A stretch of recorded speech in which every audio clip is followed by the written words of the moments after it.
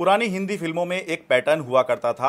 Hero अपनी जिंदगी की शुरुआत बहुत धमाकेदार अंदाज में किया करता था, लेकिन जैसे जैसे फिल्म आगे बढ़ती थी हीरो को बहुत सी समस्याओं का सामना करना पड़ता था और दर्शक वो सब देख के बहुत खुश हुआ करते थे और बहुत परेशान भी हुआ करते थे और सोचते थे कि अब फिल्म में क्या होगा, क्लाइमैक्स में फिल्म में क्या होने वाला है। कुछ वैसी ही स्थिति आम आदमी पार्टी की भी है।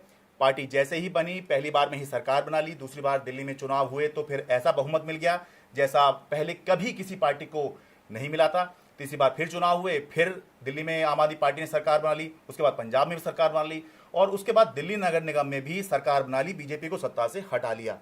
लेकिन उसके बाद समस्याएं शुरू होती हैं और दिल्ली शराब नीति मामले में एक के बाद एक पार्टी के बड़े नेता जेल जाने शुरू होते हैं। सबसे पहले पार्टी के दूसरे सबसे बड़े नेता मनीष सिसोदिया जेल जाते हैं, उसके बाद बड़े नेता संजय सिंह जो सांसद हैं वो जेल जाते हैं और फिर खुद सबसे बड़े नेता अरविंद केजरीवाल जो मुख्यमंत्री भी हैं वो भी जेल चले जाते हैं। लेकिन अब जो संकट के बादल आम आदमी पार्टी पर थे वो अब कुछ छटने शुरू हो गए हैं। संजय सिंह के बाद अब पार्टी के दूसरे सबसे बड़े नेता मनीष सिसोदिया भी जेल से बाहर आ गए हैं और हमारे साथ आज बात करने के लिए मौजूद हैं। सर, बहुत बहुत स्वागत है आपका। धन्यवाद। मनीष जी, 530 दिन आपने जेल में बिताए, 1.5 साल, ये इतना लंबा अरसा है कि 2 बार तो होली निकल गई, एक बार दिवाली निकल गई, बहुत सारे त्योहार निकल गए, लोकसभा चुनाव निकल गए। इतना लंबा अरसा जेल में कैसे निकाला है आपने? नहीं, जब मैं जेल गया तो मेरे दिमाग में एक ही सवाल था कि अब मैं जेल में रहूँगा तो इस समय का सदुपयोग कैसे करूँ, क्योंकि समय तो है, समय मिला है, कोर्ट का ऑर्डर है, मुझे जेल में रहना है। लेकिन फिर मैंने सोचा इसका सदुपयोग एक ही हो सकता है कि जेल में अंदर रह के आप पढ़ो और मेडिटेशन करो। तो मैंने खूब मेडिटेशन किया और खूब पढ़ाई की और मतलब जम के देश के इतिहास से लेके एजुकेशन से लेके अध्यात्म तक लेके दुनिया भर के एजुकेशन सिस्टम्स के बारे में खूब पढ़ा, गवर्नेंस के बारे में खूब पढ़ा, पढ़ाई खूब की। तो मतलब हम ये क्या कहें कि कुछ प्लस हुआ है आपके इसमें या माइनस हुआ है? जो मनीष सिसोदिया 2023 में 26 फरवरी 2023 में जेल गए थे और जो अब अगस्त 2024 में आए हैं, इन दोनों में क्या नहीं, मुझे लगता है? जो मतलब ऐसे तो बड़ा मुश्किल है कहना, लेकिन जो चीज़ों को मैं समझता था कि देश के इतिहास की मुझे जितनी नॉलेज थी या देश के अलग अलग सेक्टर्स के बारे में जो मेरी अंडरस्टैंडिंग थी उससे और समझ बढ़ी ही होगी, वो तो समय बताएगा। लेकिन अपना संकल्प और गहरा हुआ है कि नहीं, एजुकेशन पे काम किए बिना इंडिया आगे नहीं बढ़ सकता। तो मैं हमेशा से ये कहता था कि भाई एजुकेशन पे काम करेंगे, एजुकेशन पे काम करेंगे, इसलिए काम करते रहे। ये संकल्प और अंदर से गहरा हुआ कि नहीं, भारत को अगर विकसित देश बनाना है तो एजुकेशन पे तो काम करना ही पड़ेगा। देश के हर एक सरकारी स्कूल को आज देश के किसी भी प्राइवेट स्कूल से बेहतर बनाना पड़ेगा। लेकिन क्या ऐसा भी हुआ कि जब आप क्योंकि डिप्टी सीएम थे और पार्टी का भी काम देखते थे, तब समय नहीं मिल पाता? अब तो समय ही समय था क्योंकि और कुछ काम तो करने के लिए उपलब्ध था नहीं, तो अपनी नॉलेज ही बढ़ाई गई? नहीं, मैंने पढ़ा, खूब पढ़ा। हाँ। और अध्यात्म के बारे में पढ़ा, भारतीय रिलीजन सिस्टम्स के बारे में पढ़ा, जो इवोल्यूशन हुआ है। मैंने रामायण, रामचरितमानस, गीता, हाँ। उपनिषद, इनका भी अध्ययन किया। मैंने क्वांटम फिजिक्स भी पढ़ी, मैंने स्टीफन हॉकिंग्स को भी पढ़ा, मैंने नंदन नीलकर्णी को भी पढ़ा वहाँ पे। हाँ। मैंने दुनिया भर के एजुकेशन सिस्टम्स को पढ़ा। तो मुझे लगा कि जो खाली समय भगवान ने मुझे दिया है इसका सबसे बढ़िया उपयोग है कि किताबें पढ़ लो, जो किताबें अच्छी हैं, और ख़ुद को पढ़ लो। अंदर भी बहुत चलता रहता है, तो अपने अंदर से और एक शांत अनुभव, शांति का अनुभव। इस बारे में क्या कुछ सलाह आपने संजय सिंह को या अरविंद जी को भी दी थी कि ये किताबें पढ़ें तो ठीक रहेगा? नहीं, क्योंकि उन्होंने भी कुछ किताबें मतलब कही थी जाने से पहले कि ये किताबें सबका अपना अपना टेस्ट है। किताबें तो ऐसी चीज़ है, पर मेडिटेशन तो हम सब लोग करते ही हैं, तो इसमें कोई झंझट नहीं था। ठीक है, ये तो आपका एक्सपीरियंस हो गया। अब सवाल ये है कि क्या आपके मन में मनीष जी इस दौरान 1.5 साल के दौरान आपके मन में कभी आया कि मुझे राजनीति में नहीं आना चाहिए था, अरविंद केजरीवाल से नहीं जुड़ना चाहिए था? और मैं सवाल इसलिए पूछ रहा हूँ कि बहुत से लोग जो शायद आम आदमी पार्टी को पसंद नहीं करते, वो भी ये कहते दिख रहे थे कि मनीष सिसोदिया बंदा तो सही था पर केजरीवाल ने फंसवा दिया। तो क्या आपके मन में कुछ कभी ऐसा आया कि राजनीति में आके गलत कर दिया या अरविंद केजरीवाल से जुड़ के गलत कर दिया? देखो, जो आपका वो स्टेटमेंट था, ऐसी हरकतें, ऐसे बयानबाजी तो वही करते हैं जो खुद ऐसे होते हैं। जिनको खुद के अपने चरित्र पर विश्वास नहीं होता वो दूसरों को भी ऐसे ही चरित्र वाला मानते हैं। तो वो खुद अपने मतलब ऐसी बातें करने वाले लोगों के बारे में तो मैं हंस के यही कह सकता हूँ कि भाई उनका अपना चरित्र जैसा है वो दूसरों का भी चरित्र वैसा ही मानते हैं। पर जहाँ तक कभी ऐसा लगने की बात है, मुझे तो लगता है कि पिछले 1.5 साल में, ठीक है मैं जेल में था, पर मुझसे ज़्यादा कष्ट तो कार्यकर्ता उठा रहे थे। मुझसे ज़्यादा डायलेमा में, टेंशन में तो मेरे कार्यकर्ता थे, मेरी टीम थी, मेरे लीडर्स थे जो बाहर एमएलएज, एमपीज, काउंसलर्स थे, वो थे। तो मुझसे ज़्यादा कष्ट तो उन्होंने उठाया है। मैं तो जेल में फिर भी था, सुबह शाम उठ के खाना खाता था, बैठता था, पढ़ता था, लेकिन वो तो सड़क पे कहते थे टेंशन में, मुझसे ज़्यादा 24 घंटे टेंशन में रहते थे। तो राजनीति टेंशन का काम है, और जब आप लड़ोगे अच्छे काम के लिए, चाहे राजनीति में आओ या सड़क पे आओ, एक्टिविस्ट बनो, आपको जेल जाने से नहीं डरना चाहिए। अगर आप जेल जाने से डरते हो तो आप अच्छे काम के लिए लड़ने के लिए सोचो ही मत। तो ये अंदर से संकल्प और पैदा हुआ। फिर जब पार्टी को काम करते हुए देखा सड़क पे और एकजुट देखा, मुझे लगा यार हम तो पार्टी के लीडर हैं। अब अरविंद जी भी अंदर हो गए, संजय जी भी अंदर हो गए, मैं भी अंदर हो गया, पार्टी की टॉप लीडरशिप में से कई लोगों को अंदर डाल दिया इन्होंने। उसके बावजूद पार्टी एक मुट्ठी की तरह एकजुट होके लड़ रही है, सड़क पे खड़े होके कानूनी लड़ाई लड़ रही है, राजनीतिक लड़ाई लड़ रही है, सरकार चला रही है। वैसे में आप ये नहीं सोचते कि यार पार्टी में क्यों आ गए, वैसे में आपको लगता है वाह, प्राउड ऑफ माई पार्टी।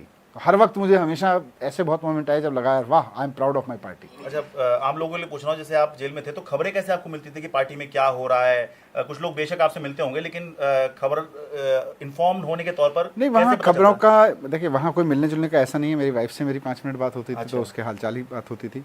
रोजाना वहाँ 5 मिनट की कॉल अलाउड है, अच्छा, केवल। और उसके अलावा अखबार हैं, तो 2-3 अखबार में खरीदता था, वहाँ पे अखबार खरीद के मिलते हैं। अच्छा, टीवी है आपके सेल में, आप टीवी में एक चैनल है, वो चैनल न्यूज़ चैनल एक होता है उसमें। अच्छा, एक ही होता है? एक ही न्यूज़ चैनल होता है, तो वो न्यूज़ चैनल देख लीजिए। बस इतना ही खबरों का सोर्स था वहाँ पे। अच्छा, तो मतलब इससे आपने अपने आप को थोड़ा समय इससे भी निकाला? हाँ, थोड़ा सा ये सब चल रहा है। न्यूज़ अपडेट रखने के लिए न्यूज़ चैनल और अखबार ने वो किया। अखबार पढ़ने का शौक कम हो गया था पहले, हाँ। वो भी बढ़ गया दोबारा से। लेकिन साथ साथ समय का सदुपयोग करना जेल में आप सीख सकते हैं अगर आप चाहें तो। आप जिस समय पर आए हैं ये बहुत ही अहम समय है। एक तो पार्टी में संकट है, बहुत से लोग पार्टी छोड़ के जा रहे हैं। दूसरी तरफ दिल्ली भी इस समय पर एक विधानसभा चुनाव के मुहाने पर खड़ी हुई है। पार्टी के सबसे बड़े नेता जेल में, मुख्यमंत्री जेल में हैं, आप 1.5 साल बाद अब आए हैं। तो कैसे आपने कुछ प्लान बनाया है कि कैसे वापस पार्टी को, आप बेशक आप ये कह सकते हैं कि पार्टी मजबूत रही, पार्टी टूटी नहीं, लेकिन लीडरशिप जो चाहिए होती है वो नहीं थी। क्योंकि अगर ये कहें कि सब कुछ ठीक चल रहा था फिर तो उसका मतलब लीडरशिप का कोई मतलब नहीं होगा। तो लीडरशिप के अभाव में जो पार्टी थी, अब उसे कैसे आप जो हैं आगे बढ़ाएंगे, कैसे मजबूत बनाएंगे और कैसे ये आश्वस्त करेंगे कि पार्टी जैसी थी वैसी फिर से होके दिखाएगी? देखो, इसमें कोई दो राय नहीं कि आम आदमी पार्टी पे जो मौजूदा संकट आया है ये अपना सबसे बड़ा क्राइसिस था। और आज़ाद देश में कभी भी किसी पॉलिटिकल पार्टी पे इतना बड़ा संकट नहीं आया कि उसकी टॉप लीडरशिप को जेल में डाल दो और केंद्र सरकार उसको क्रश करने पे लेफ्ट राइट सेंटर लगी हो। लेकिन कहते हैं कि आज़ादी के मतवालों में इतनी धुन होती थी कि अंग्रेज़ों के सामने टूटते नहीं थे। आज भी आम आदमी पार्टी के कार्यकर्ता, काउंसलर, एमएलए, एमपी टूटे नहीं, एकजुट रहे, और उसका फ़ायदा आज हमें मिल रहा है। आप कह सकते हैं कि भाई संकट से गुजर रही थी, संकट से लेकिन निकल गई। संकट लगभग अब पूरा हो गया है। अब तो बीजेपी का संकट शुरू हुआ है। अच्छा। अब बीजेपी का संकट शुरू हुआ है तो वो देखें उनको क्या करना है। हमारा संकट तो अब पूरा हो लिया। हाँ। अब हम तो नीचे उतर के लड़ेंगे। पर पिछले लोकसभा चुनाव से देश की जनता ने भारतीय जनता पार्टी को कह दिया है कि जी अब धीरे धीरे हम आपसे छुटकारा पाएंगे, नमस्कार। लेकिन दिल्ली में ऐसा नहीं कहा है। दिल्ली में 7 सीटें फिर से कांग्रेस और आप मिल गए। देखो, दिल्ली वही जीते हैं। दिल्ली में तो दिल्ली के चुनाव के लिए तो दिल्ली की जनता तो 2014 से ही कह रही है, 15 से, कि हमें भारतीय जनता पार्टी चाहिए ही नहीं। लेकिन अब देश के मामले में भी कहने लगी। पूरे देश में देखें तो अब देश भी कहने लगा। दिल्ली की जनता दिल्ली के मामले में तो 2015 से कह रही है हमें भारतीय जनता पार्टी चाहिए ही नहीं है। विधानसभा में, हाँ, दिल्ली के मामले में। लेकिन लोकसभा में उनको बीजेपी पसंद आ रही है। हाँ, लोकसभा में पसंद आई है। उसके बहुत सारे कारण हो सकते हैं। उसमें निश्चित रूप से जो इन्होंने कोशिश की उनके भी उसमें योगदान होगा। ठीक है। आप 16 अगस्त से मुख्यमंत्री अरविंद केजरीवाल के जन्मदिन से आप पदयात्रा शुरू कर रहे हैं।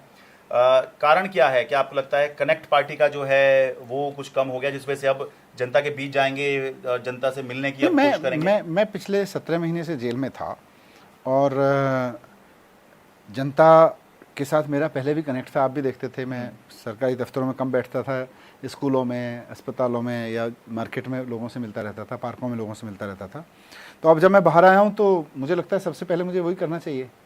मुझे लोगों के बीच ही जाना चाहिए, मुझे पार्टी कार्यकर्ताओं के बीच ही जाना चाहिए। और कितने कार्यकर्ता मुझे मिलना चाह रहे हैं, बुलाना चाह रहे हैं। तो 17 महीने से जिन कार्यकर्ताओं से नहीं मिला, मैं जिन लोगों से नहीं मिला, सबसे पहला काम मुझे लगता है मुझे उनसे मिलना चाहिए। चाहिए। आप एक डिप्टी सीएम के तौर पे पहचान रखते थे और मनीष जी के अलावा लोग आपको डिप्टी सीएम भी बोला करते थे।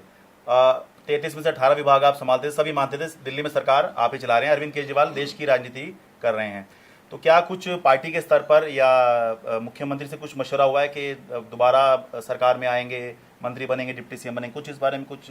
नहीं, मुख्यमंत्री जी से तो देखिए अभी कोई मशवरा होने का सवाल ही नहीं है, क्योंकि वो अभी अंदर हैं। पर वो भी जल्दी बाहर आएंगे और उसके बाद में वो जो भूमिका तय करेंगे वो करेंगे। लेकिन अभी एकदम फिलहाल की जो सबसे बड़ी ज़रूरत लगती है, मुझे लगता है, मुझे पार्टी के उन कार्यकर्ताओं से जिन्होंने 17 महीने मेरे लिए प्रार्थनाएं की हैं, जो मेरे परिवार को आके दिन रात उसका ध्यान रखते रहे या जो लड़ते रहे इन सब तानाशाही के खिलाफ में, उनके साथ मुझे मिलना चाहिए, उनके साथ बैठना चाहिए। तो मैं अलग अलग विधानसभा में जाके अभी कार्यकर्ताओं के साथ बैठूंगा, फिर उनके साथ पदयात्राएं करूंगा, लोगों से मिलूंगा। अभी मुझे अपने लिए यही रोल समझ में आ रहा है। पार्टी के लीडर्स को भी ये बात अच्छी लगी कि हाँ, ये अच्छा आइडिया है। फिर जब अरविंद जी आएंगे उसके बाद क्या भूमिका रहेगी वो देखेंगे। कांग्रेस से आपका गठबंधन होगा नहीं होगा, क्योंकि एक बहुत ही अजीब सा संबंध आप लोगों का बन गया है। आप सब कहते हैं इंडिया गठबंधन में, आपने भी अपना जो भाषण दिया उसमें कहा कि सब एक हो जाओ, अरविंद केजरीवाल जो है ये 24 घंटे में छूट जाएंगे। तो ये संबंध कैसा है कि आप साथ भी हैं लेकिन अलग भी लड़ रहे हैं? लोगों को बड़ा अजीब सा संबंध लगता है कि मतलब क्या करें, आप लोगों को साथ माने अलग माने, क्या है? दिल्ली में चुनाव है, हरियाणा में भी चुनाव है। देखिए, चुनाव तो पार्टियां अपने अपनी उस पर लड़ती हैं, अपने अपने इंटरेस्ट में लड़ती हैं कि भाई सरकार बनानी है। चुनाव के समय एक होना है कि नहीं होना है वो हर चुनाव के, आज 3 महीने बाद किसी का चुनाव है, किसी का 3 साल बाद है, चुनाव के समय तय करते रहो। लेकिन देश के लिए एक हो जाओ। देश में लोकतंत्र संकट में है, देश में तानाशाही चल रही है, विपक्षी पार्टियों को अंदर डाला जा रहा है, व्यापारियों के ऊपर शिकंजा कसा जा रहा है ईडी के माध्यम से, एजेंसीज के माध्यम से। इन सब के लिए एक हो जाओ। वो भी जिनका 3 महीने बाद चुनाव है और वो भी जिनका अभी 4 साल बाद चुनाव है, सब इकट्ठे हो जाओ और उसके खिलाफ लड़ो। बाकी जब चुनाव आएगा, जिसका जब, हर जगह हम नहीं है, हर जगह कांग्रेस नहीं है, जिसका जब चुनाव आएगा वहां जो बीजेपी को हरा सकता है वो आपस में मिल के हरा सकते हैं, इकट्ठे अकेले दम पे हरा सकते हैं, अकेले दम पे हरा लें। तो हर चुनाव की अलग रणनीति होगी। पर मेरा कहना है कि विपक्ष अगर एक हो जाए, जैसे हेमंत सोरेन जी को अंदर डाला, मेरे को अंदर डाला, शरद पवार जी की पार्टी तोड़ी, अरविंद केजरीवाल जी को अंदर डाला, कल को राहुल गांधी जी को अंदर डाल देंगे, परसों खड़गे साहब को भी अंदर डाल देंगे और बाकी दूसरी पार्टियों के नेताओं को अंदर डाल देंगे। तो इन सब को, पहली बात तो ये कि विपक्ष के ऊपर ये तानाशाही ना चले और देश के आम आदमी के ऊपर ये तानाशाही ना चले, इसके लिए इकट्ठा होना पड़ेगा। मनीष जी, एक आखिरी सवाल। आप एक्साइज मिनिस्टर थे और आपने ही, आपके दौरान ही वो पूरी पॉलिसी बनी जिसकी वजह से पार्टी ने इतना मुश्किल वक्त झेला। मुझे पता, मैं सवाल पूछूंगा, आप ये कहेंगे मामला भी कोर्ट में है, बहुत ज़्यादा आप नहीं बोलेंगे, मैं इसलिए समय उसमें नहीं जाना चाहता। लेकिन क्या जब आप दोबारा सरकार में आएंगे या अब सरकार आगे चलेगी, आप लोगों ने इसे एक रिफॉर्म के तौर पर पेश किया था कि इस तरह से हमने दिल्ली में शराब का सिस्टम और उससे जो सरकार को अर्जित होता है वो भी बढ़ा दिया और आम लोगों को भी सस्ती मिल रही है, ये आपने रिफॉर्म के तौर पे पेश किया था। अब जब आगे सरकार चलेगी तो क्या कोई भी काम करते हुए आपके मन में इसका एक भूत रहेगा कि ये किया था, ये हो गया था, ज़्यादा रिफॉर्म के चक्कर में मत पड़ो, जो चल रहा है चलते रहने दो? नहीं, देखो, अगर इन चीज़ों से डर के बैठ गए, अगर गलत किया होता तो निश्चित रूप से डर लगता, पर गलत तो कुछ किया ही नहीं। और आपको मैं बताऊं, इन्होंने स्कूल के मामलों में भी ऐसा ही किया, करने की कोशिश की इन्होंने, और हॉस्पिटल के मामले में भी ऐसे करने की कोशिश की, सड़कों के मामले में भी ऐसे करने की कोशिश की, बिजली पानी के मामले में भी ऐसे करने की कोशिश की, शराब के मामले में वैसे करने की कोशिश की।